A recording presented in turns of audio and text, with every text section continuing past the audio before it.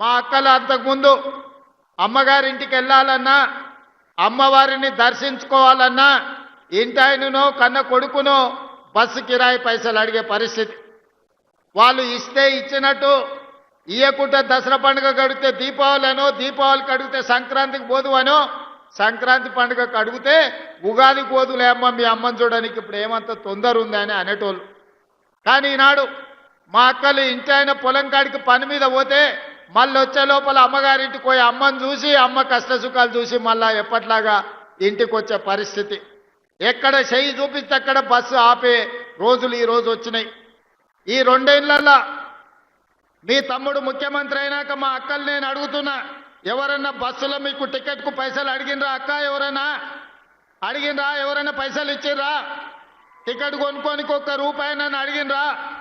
ఇవాళ బాజాబ్తా మీరు చెయ్యి అడ్డం పెడితే బస్సు ఆగుతుంది, బస్సు ఎక్కితే మీ ముందల రూపాయి గట్టు అని చెయ్యి జాపే ధైర్యం ఎవరికి లేదు. ఇవాళ బస్సులలో ఉచిత ప్రయాణమే కాదు, మా సంఘాల సభ్యులకు వ్యాపారాన్ని అందించాలి, ఆర్థికంగా నిలబెట్టాలని ఈనాడు 1000 ఆర్టీసీ బస్సులు మా సంఘాలకు యజమానులు చేసినాం. ఇప్పుడే మా మద్దూరు సంఘానికి ఆర్టీసీ బస్సు కొనిచ్చి ప్రారంభోత్సవం చేసి మద్దూరు మండల ఆడబిడ్డల్ని బస్సులకు యజమానులను చేసినాం. ఉచితంగా బస్సులో ప్రయాణం కాదు, ఆ ఆర్టీసీకి బస్సులోనే కొని కిరాయికి పెట్టి ఆదాయాన్ని సంపాదించే పరిస్థితి ఈ రోజు మా ఆడబిడ్డలు చేరుకున్నారు. ఒకనాడు సోలారు విద్యుత్తు అదానీ అంబానీల సొంతం.